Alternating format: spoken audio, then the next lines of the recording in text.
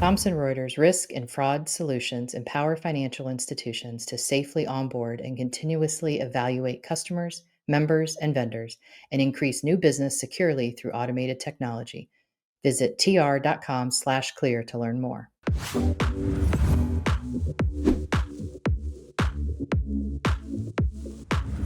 Hello and welcome to FinCrime Unfiltered. I'm Sarah Beth Felix. This is episode 15.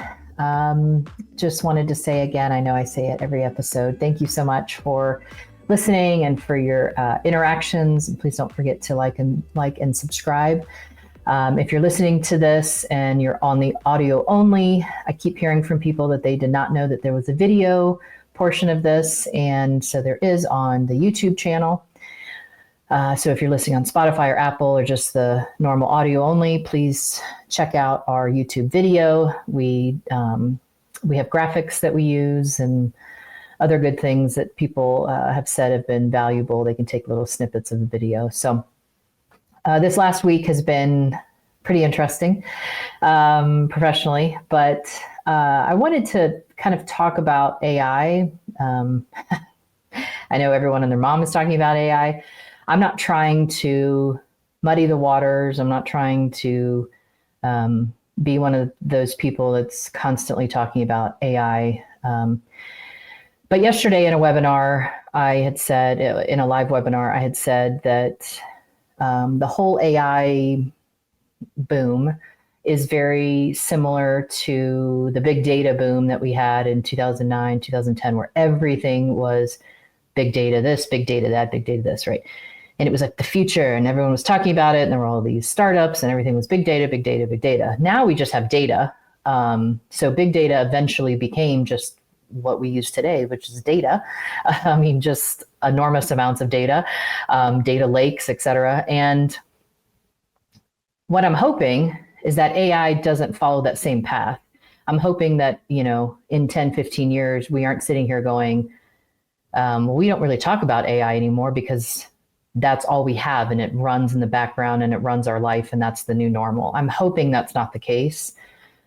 But I wanted to address kind of some of the good, the bad, the ugly of AI. It's not a panacea. It's not going to fix everything. And I know I sound salty, and I am a little salty. I know many episodes ago I talked about how a lot of the posts that I make on LinkedIn, which I, break down stuff into operational steps for a lot of people, that has been leveraged by different news, and I'm using air quotes, different news agencies, not really like true news, just AI farms essentially that are going out and scraping people's data and then packaging it up and then presenting an article as if it's theirs. So the biggest problem I have with AI, especially in our anti-financial crime space, is because we have people that are using it to create content, or even worse, they're using it to create training. And while AI definitely serves a purpose, I don't think it should be relied upon when you're trying to create training or content of any kind. Because the animal that is AI is going to go out and it's going to rip people off of their own unique ideas. And then they're going to package up that idea and give it to you, they being AI, whatever AI machine you're using, whatever AI platform you're using. So they go out to the public sphere where people have put their ideas. They take that information, they jigger it a little bit, and then they give it to you. And then you present it as your content or your training. And I think that's wrong. I don't know. Maybe I'm old school, right? I'm in my late 40s. And so maybe that's me being a little curmudgeon. I don't know. But I think if you're going to create content, you're going to create training, especially in the anti-financial crime industry, it needs to be your own unique thoughts.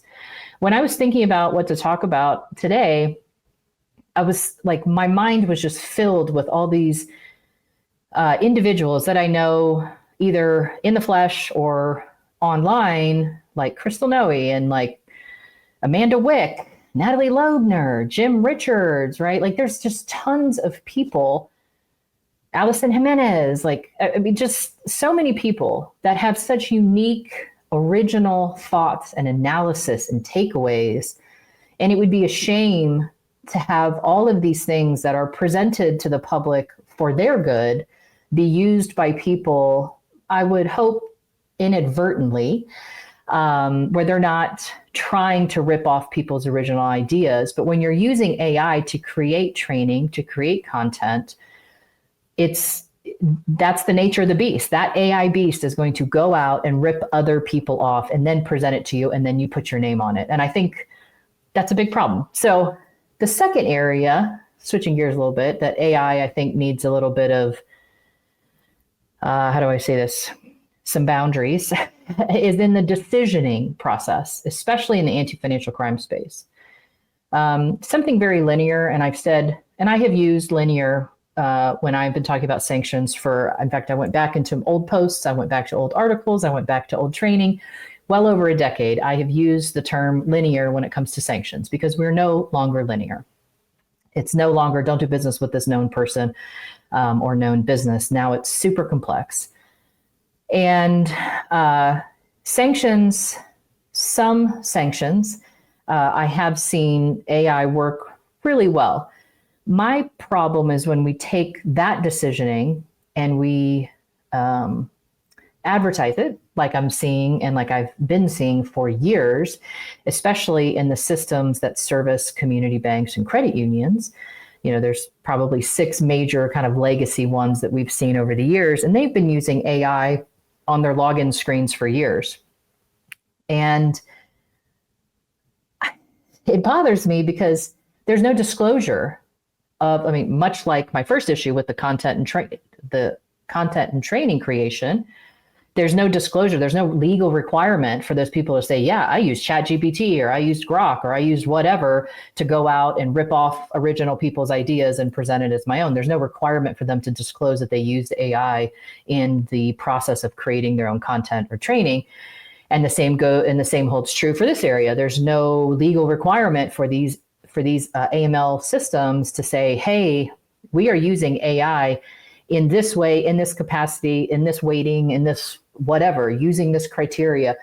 There's no requirement to be forthcoming about that. So when I look back at some of the legacy AML systems that I've done validations for over the years, I remember seeing them tout that they're using AI, and now we're seeing them use AI in an, like a agent kind of way.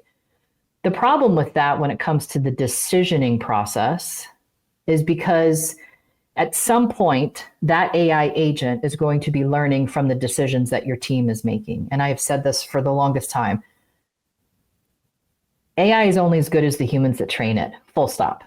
So now I'm not an expert in AI, but I will tell you that an AI that sits and looks at prior decisions made by analysts who think the best of their customers, or analysts who are not hyper suspicious, or analysts who lack curiosity, or analysts who aren't critical thinkers, if we put an AI agent looking at some way, right, at some point they're taking prior decisions and they're using them for future decisions. But again, it's not ever disclosed. And then we're taking current decisions, present decisions, and then we're using that to also train an AI agent for future decisions. And I think, one, we need to have like super clear boundaries about where AI sits in your AML program and your sanctions program, where it should sit, where it shouldn't sit. But also, if AML systems are not going to be forthcoming, if they're just presenting this, hey, we have a new agent AI, and it, and they just kind of give this surface level stuff, but there's no way that an AML officer can actually go in and say, all right, great, what exact decisions is your AI agent making? Because that decision may be the difference between an alert that gets generated and a SAR filed, or an alert that does not get generated and a SAR does not get filed, which we all know is where consent orders come in. So that's kind of like my biggest beef with AI is the ripping off of people, but also the overuse of it. And I will say, I'm not anti-AI, but I have never used AI in any of the stuff. I mean, even in the synopsis, right? A lot of people ask me, how do you go through these consent orders so quickly and give these takeaways? One, I'm a speed reader, I'm a speed processor. That's just how my brain works. And so I use it and it's fun for me and I like it. And it's a good diversion from my other normal work, right? I get to take a break and go process consent order, which I'm going to talk about in just a few minutes. There was a breaking news today for out of the state of New York against Paxos. So I'm going to talk about that in just a minute. But I've never used AI in the creation of anything that I write. And the other day I actually had to use AI because my brain was tired. And the way I used it, and this is where I think it's important that people understand how AI is used, in what process, in what capacity, for what purpose. I used AI the other day, ChatGPT, because I was reading an article about Reg GG, which I don't know if anybody remembers that, from 2006, the UIGEA. And there was a group of attorneys general that had all signed on. And the articles that I read all said, all 50 states. So I went and actually read the actual article that all the attorneys general signed in on, and they listed all of the states. And I'm looking through there and I'm like, wait, this isn't all the states. We're missing something. So I copied that list of states, stuck it into ChatGPT, and I said, hey, can you tell me which states are missing? Because my brain's tired. I'm not trying to sit there and go, oh, wait, which state is missing? So it's in those types of situations, which I can't remember the last time I used ChatGPT prior to that, but that's the most recent example where I did use AI, but it was to speed up a process. Like, here's a list of 50, data points, which territories are missing, which states are missing. And, within a matter of seconds, I was able to get that, and I didn't have to copy and paste it in Excel and then sort by alphabetical and then go through the states, So I think it is important that AI is used, but it's used in limited capacities, and that your analysts especially understand the gravity of the dispositions that they're making. So now with so many of these AML systems. I mean, I just saw one the other day that was touting their agentic AI, and it's important that analysts understand that that any type of cavalier, light touch, copy paste of alert dispositions has a long-lasting impact, because you're training that AI agent that the patterns that you're seeing, or the customer that you're seeing, again, no one's disclosing exactly where this AI is sitting, in what capacity, but at some level, those alert dispositions are training whether or not an alert is going to get as high a risk rating or even be generated in the future. And I think no one's having that conversation. So if you're listening to this and you are an AML analyst and you are responsible for dispositioning alerts, I would see this as an opportunity to influence future decisions, not just, I need to get through this and I'm going to be late on my alerts. If that's the case, that needs to be in a formal email to your manager, to the AML officer. Hey, I need to make sure that I have enough time to do the proper investigation on this alert, and I don't have enough time. And I think that's where basically everyone needs to start. But I think if you're starting, if you log into your AML system, like I have access to 2 different AML systems during some validations this week and the last couple of weeks, log in and it's got the little advertisement on the login screen about the AI this and the AI that. Great. One, tell us exactly where the AI is sitting and what decision it's making and what it's learning from. So then AML teams can prepare themselves for, oh man, this agent is looking at the words I'm using. It's looking at the way, the time of investigation, from when I accept the alert to when I close the alert out. It's looking at all these different things. I better be the best investigator I can be prior to closing out. the alert. So enough about AI, maybe for now. So I wanted to move on. Second thing, FinCEN this week in the US, they released a lengthy alert or notice rather on the CBC kiosks on the convertible virtual currency, cash to crypto, crypto to crypto, those types of kiosks or ATMs. I have quite a lengthy post on my LinkedIn page at I Follow Dirty Money. But overall, there are things to look out for. And I didn't want to, one, LinkedIn limits all of your words. So I had to cut it short a little bit. But I think it is really important. Community banks and credit unions are like the number one bank partner of these CBC kiosks, these companies. And it's because they go, well, one, they either don't ask the right questions. So a lot of these kiosk companies go unnoticed. Or two, the CBC kiosk companies and networks can go, hey, of course we're an MSB. Here's our registration with FinCEN. And there's a lack of questioning. There's a lack of oversight. There's a lack of independent testing that happens at the bank and credit union level. And the CBC company, that kiosk company, gets away with it. And I think it's important if you are a community bank or credit union or regional bank, which I think most regional banks are not involved in this, but if you're banking a CBC kiosk or crypto, cash to crypto ATM company, yes, they have to be registered as an MSB under FinCEN, and they may have additional state requirements like the state of New York. However, other than the state of New York, which there's some BAs over there, if you know what I mean. I'm going to get to them in just a second. Other than them, the rest of the states, federal level, there is not nearly enough supervision and enforcement over these MSBs that are in the crypto space. And I've talked about this, I feel like 5 of the 15 episodes. This is not a FinCEN issue. This is not an IRS issue. This is a government not funding enough examiners issue. So a lot of these crypto, cash to crypto companies, they're getting an exam every 3 years, some of them every 5 years. Do you know how much money you can launder in, more than a year, much less 3 years, much less 5 years?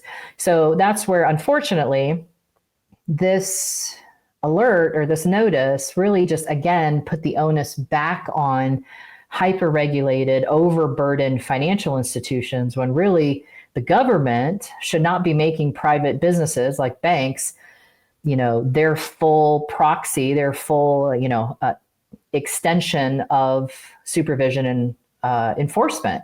And that's really what keeps happening, right? Yes, these notices are fine and it's good and people are going to operationalize them. And I've got some, things you can do today, but, in my post, but if you read between the lines on all of this, it's still the US government is not regulating these CBC cash to crypto companies enough. They're not supervising them enough. They're not enforcing them enough because we don't have enough examiners. And so what that does is it transfers 100% essentially of the risk to their bank partner. So it makes the bank partner then responsible to monitor for these companies that the government should be supervising and enforcing. And that's unfair. And frankly, it pisses me off. Like, it's not, I get it. Banks have a lot of rules. I'm not saying banks shouldn't have rules, but to make banks the enforcer of a government that doesn't fund it with enough examiners, right? They have all these expectations. They want to see all this stuff, but then there's no money where their mouth is, right? There's no cattle to their hat on that. It is just all talk with little support, I guess is the word. But as far as the operational takeaways to that notice, I do have several things. I think I have 7 or 8 steps that you can take today, whether or not you're a crypto exchange or a traditional financial institution that's banking one of these companies. Definitely some things to look at. I did offer to send a list of known crypto, cash to crypto networks and companies. My caveat to that is some Some people that have reached out are on particular systems that have already ripped off my lists over the years with no credit and no compensation.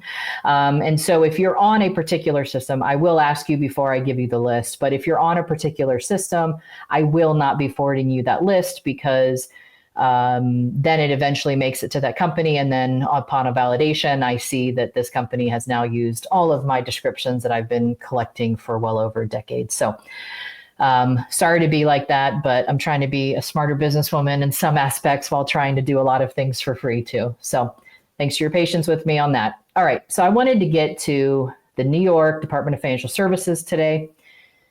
Breaking news. I mean, it's Thursday and they released a $26.5 million penalty against Paxos Trust Company Limited.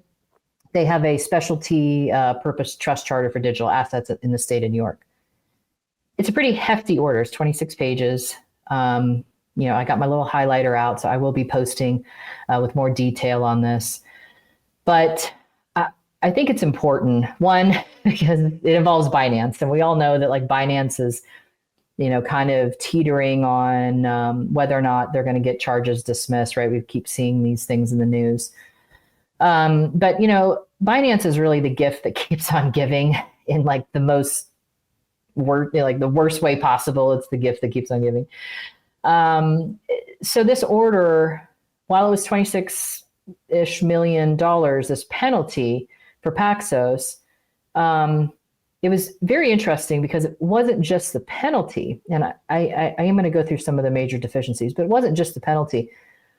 Paxos actually has to commit, and they will be committing, to spend $22 million to improve and strengthen their compliance function from 2025 to 2027. And what's insane is that the order outlines exactly what the department expects Paxos to spend per year. So they've already spent $3-ish million already in 2025, and they expect them to spend another $3-ish million before end of year for their compliance function in 2026. They gave another number in 2027. They gave like a $7 million number or something. It's towards the end, I think like page 21 or 20. But I think that's pretty interesting that along with the penalty, right? So this is almost double the penalty that the state of New York is now requiring Paxos to cough up to further improve their compliance function. There were a lot of issues mentioned in this. I can't go through them all in this time together, but please check out the posts I will be making a little bit later today that kind of outlines some of the biggest takeaways. But in 2018, essentially, Paxos partnered with Binance. They wanted to market and distribute a USD stablecoin. They were trying to expand their own Paxos own market share. And so they went down this path in 2018 and 2019. Paxos asked Binance to provide them policies and procedures, which is normal, right? If we were to take the crypto element out of this, we see this happen all the time. A bank partner or a trust company has a relationship with a non-bank financial institution of some kind. They reach out to that non-bank financial institution and say, hey, I need your compliance program. Where's your policies and procedures? Tell me about your sanctions controls, et cetera. That third party, that non-bank financial institution forwards you the information, and the receiver looks at that information and goes, oh, great, check, check, check, check, and move on. And I talked about this a couple episodes ago because it's a very similar issue, a very similar deficiency that I talked about with banks and credit unions who bank other non-bank financial institutions, that they basically just ask for this stuff. They ask for the documents and they go check, check, check. Oh yeah, this looks reasonable, cool. And they just kind of put it on a shelf and they go along with it. And somewhere in the back of their mind, they're thinking, well, somebody else is examining this non-bank financial institution. Therefore, if there were any issues, I would have known. And I don't know if anybody would actually put that in writing, but I guarantee you that sits somewhere in the back of that decision-making part of your brain where you're sitting there going, oh, well, yeah, I mean, of course, Binance is regulated. Somebody's going to be reviewing them. And if they had issues, then I would have seen it, right? It would have been breaking news. And as you read this order, you'll see this happens multiple times throughout several years of the relationship with Binance, where Binance's chief compliance officer makes these statements that they do geofencing, that they make sure that no U.S. person is able to get an account with them, right? And all this stuff. Paxos basically just takes, in fact, the wording that they use in the order, it says Paxos accepted Binance at its word and did not undertake an independent review of Binance's assertions. That's the problem here, not just here, but like throughout banks and credit unions, or crypto companies, trust companies that are banking other non-bank financial institutions. A lot of it is like, check, check, check. Great, you gave me your policies and procedures. Even if you use a Wolfsburg type of CBDDQ, right, the customer or the correspondent banking due diligence questionnaire, even if you use a framework like that, even not in a correspondent banking manner, but in an onboarding of a non-bank financial institution channel, and you take that and you modify it, those questions still don't get to the heart of the matter. There's still no testing of how effective their policies and procedures are. And you can see that this is an issue throughout the entire order.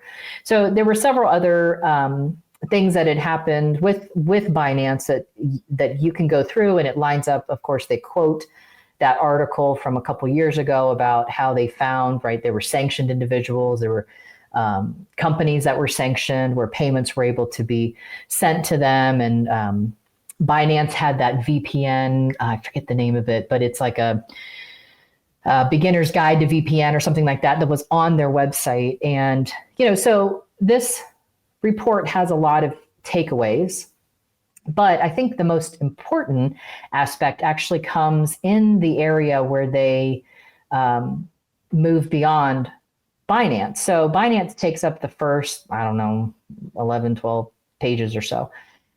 Then it goes into their general deficiencies outside of Binance. And I will be posting my highlighted PDF like I always post.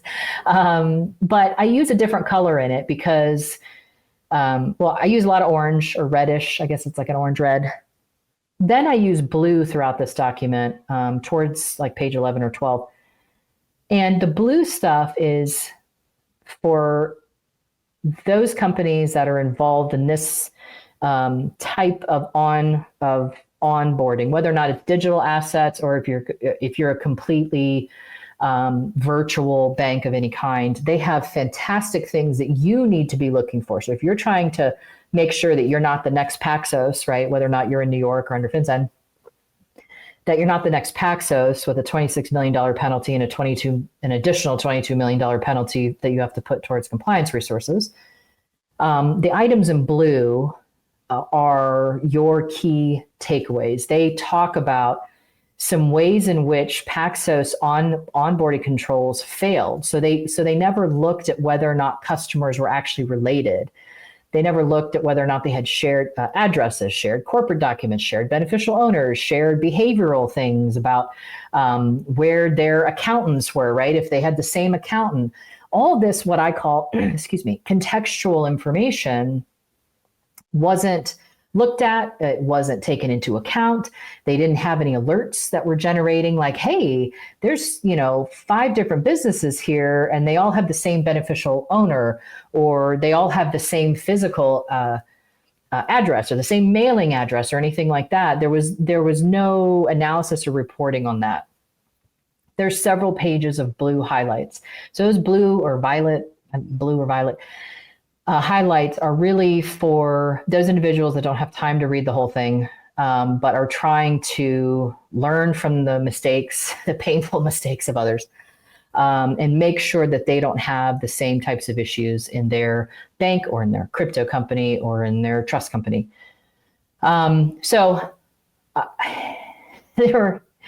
There were a few things, and this kind of took me back to some of what we saw in the Binance order too.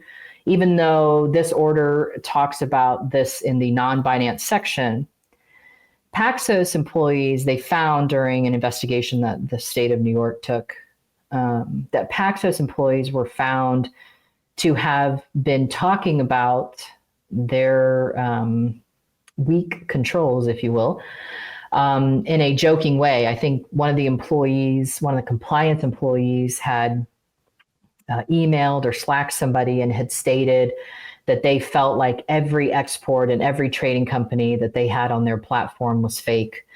And I think when you're in this business, you have to be careful that you don't become numb to things just because management doesn't take it seriously.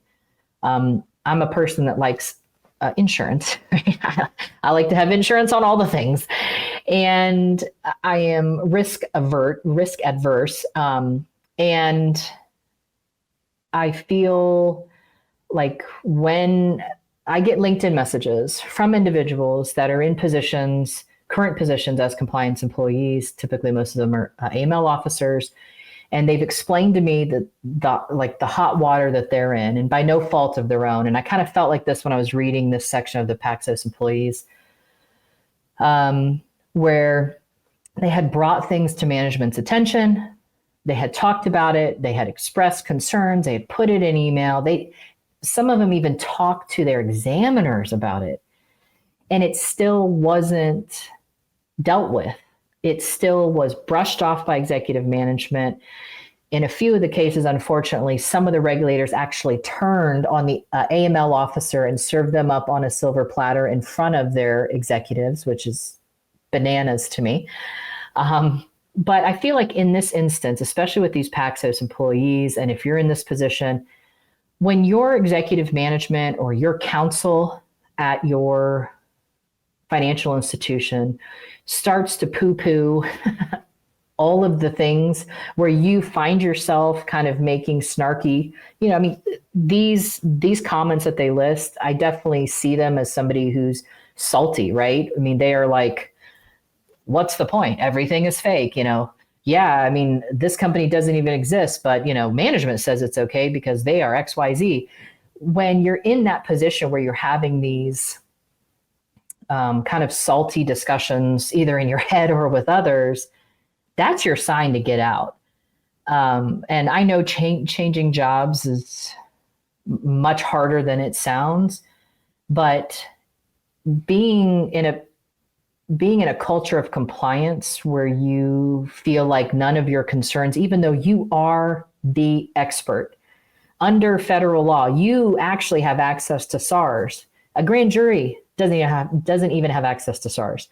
So the federal government trusts your expertise enough where they give you access to SARS, where you can file and read SARS.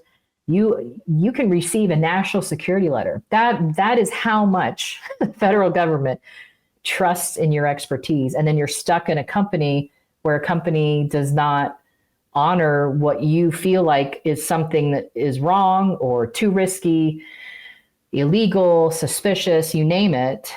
And that's not taken seriously. So I just want to encourage you, because I really do, I would say on a weekly basis, I get about 2, maybe 3 LinkedIn direct messages from individuals asking, what do I do? I'm stuck. They won't listen to me, that kind of thing. And I always offer them, please send me your resume. Like, here's my advice, leave, right? But please also send me your resume and I will help you, because individuals who have gotten to that end of their rope deserve to be at an institution that supports them and doesn't just constantly beat them down when they bring up issues. And the perfect way to support that is in this Paxos enforcement action. It's not pretty about how many quotes that they have from compliance employees about enhanced due diligence failures. They also had issues with their transaction monitoring. And some of the writing in this order, I really appreciated. They being the state of New York Department of Financial Services, the way in which they write their enforcement actions is something that's very plain language. You literally can copy paste some of their statements and the way that they write and put it right into a board presentation, especially if you're a crypto company. This is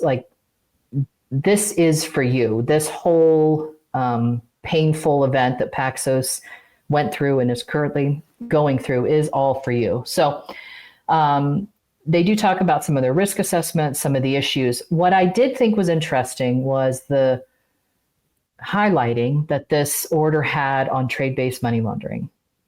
They talked multiple times about how Paxos did not have policies and procedures regarding how to detect and what to do with anything that would look like trade-based money laundering. That's TBML. Page 13, I think, has a perfect. If you are wondering, what does TBML look like in my company, whether you're a traditional financial institution, a crypto company, any type of non-bank financial institution, page 13 has multiple pieces of criteria that the examiners lay out for you that was their expectation for basic monitoring for trade-based money laundering. Please take that to heart.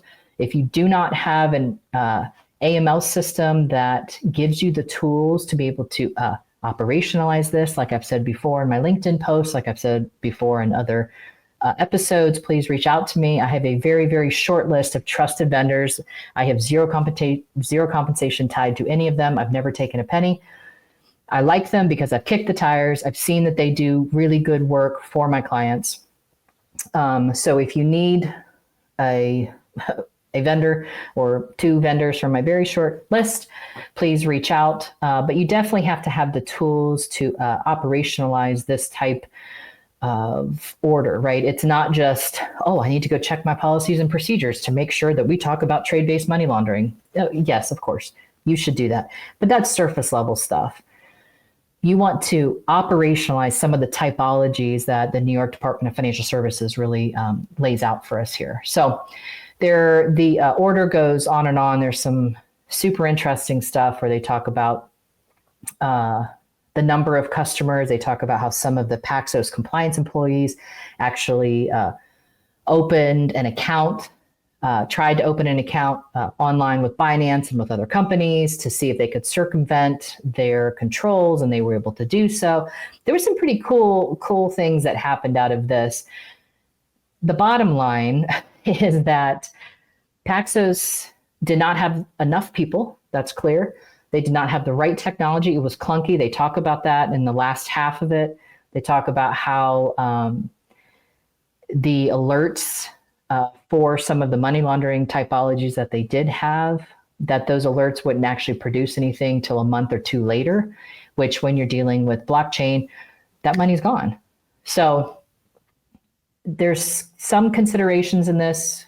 If you're a TradFi, definitely some things to learn from. If you're a fintech or a crypto company, if you have sluggish technology, if you're not looking at trade-based money laundering and you're dealing with any type of business, that's an issue. The last part would be about their audits. They did talk about how they received an audit, and that audit had brought up, I think in 2022, had brought up several deficiencies regarding their due diligence program. And as you read through the rest of it, it's made clear that these audit issues were not remediated in a timely manner. And if I were to be reading between the lines, it's because they they weren't taken seriously. And as a recovering auditor, I mean, I still do audits, but the majority of what I do is not audits anymore. And this happens all the time. I mean, people pay you for a service, and then you get in there and you examine the letter of the law compliance, you examine the spirit of the law compliance, and then they go, yeah, I really don't think that's a high risk rating that you should put on that audit finding. And then there's like this bullying that kind of comes into play. So you're trying to give them good service because you don't want to, upset a client, but you also have an independence that you have to issue these findings. And I feel like there's not enough respect. And I don't know if it's a chicken and egg scenario, because I know I talked, I think episode 13 about crappy audit firms, right? And crappy audit deliverables and how to avoid that and what to look for, and how to make sure you as a paying client that you you as a financial institution get a good work product. And so if you do get a good work product as a financial institution or a non-bank financial institution, and you get an audit, and that is a good audit, meaning they're taking you to task because you do have failures in due diligence, or you do have failures in transaction monitoring and how you're looking at things and whether or not you're looking at the right typologies. And you take that good work product and you go, it's okay. And you just kind of, stick it on the back burner. It's going to lead to issues like Paxos. So if you're looking at an audit report, I know it's not fun when somebody tells you, hey, you're missing X, Y, and Z. It's not fun, but I'll tell you what, it's way, way, way better than $26.5 million penalty and then another $22 million that you have to shell out in compliance resources. So take that audit report with a grain of salt. Now, I'm not saying that every time an auditor puts a finding on an audit report that it means that they're right, because I've seen a whole bunch of audit reports over my career where I'm like, that's not a finding. That's nowhere in the exam manual. That's nowhere in general practice. And it's just whatever that head of that auditing firm had in their brain that was an issue. So please hear me. If you're a financial institution and you receive an audit and you can't point to any place in the exam manual or any guidance or notices or anything from a state or federal level, please take those audit firms to task on those. But this one, that was not the case with Paxos. They received an audit. This audit firm said you had these problems and they promptly did nothing with it.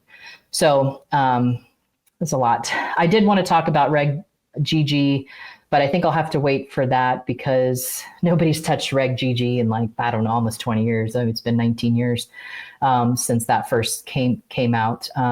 So maybe I'll post about that a little bit next week. But with that, that's my time. Thank you again. Please don't forget to like and subscribe, and please send us an email at FinCrimeUnfiltered@illicitedge.com, or you can find me on LinkedIn at I Follow Dirty Money. I hope you all have a great weekend, and we'll see you next week. Thanks.